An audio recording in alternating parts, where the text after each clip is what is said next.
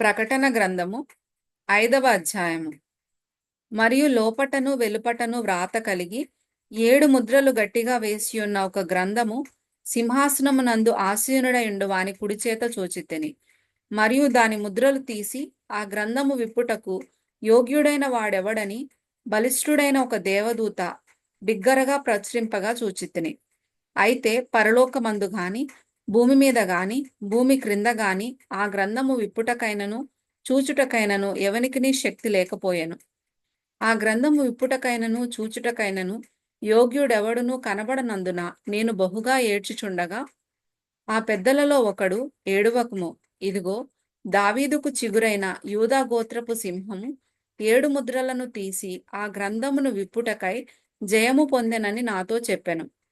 మరియు సింహాసనమునకును ఆ 4 జీవులకును పెద్దలకును మధ్యను వధింపబడినట్లుండిన గొర్రెపిల్ల నిలిచియుండుట చూచితిని.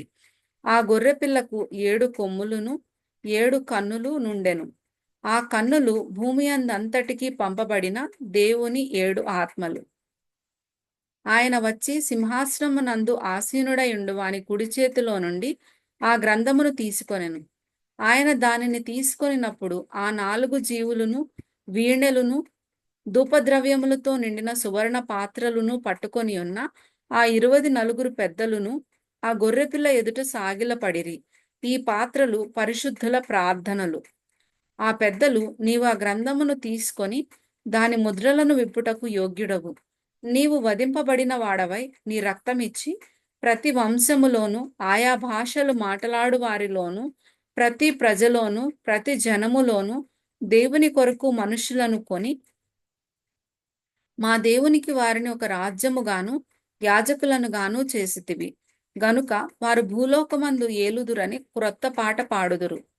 మరియు నేను చూడగా సింహాసనమును జీవులను పెద్దలను ఆవరించియున్న అనేక దూతల స్వరము వినబడెను. వారి లెక్క కోట్ల కొలదిగా ఉండెను.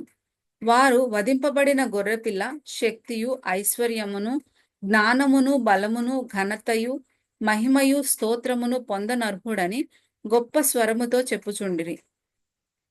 అంతటా పరలోకమందును భూలోకమందును భూమి క్రిందను సముద్రములోను ఉన్న ప్రతి సృష్టము అనగా వాటిలోనున్న సర్వమును సింహాసనాసీనుడై ఉన్న వానికిని గొర్రెపిల్లకును స్తోత్రమును ఘనతయు మహిమయు ప్రభావమును యుగ యుగములు కలుగును గాకని చెప్పుట వింటిని.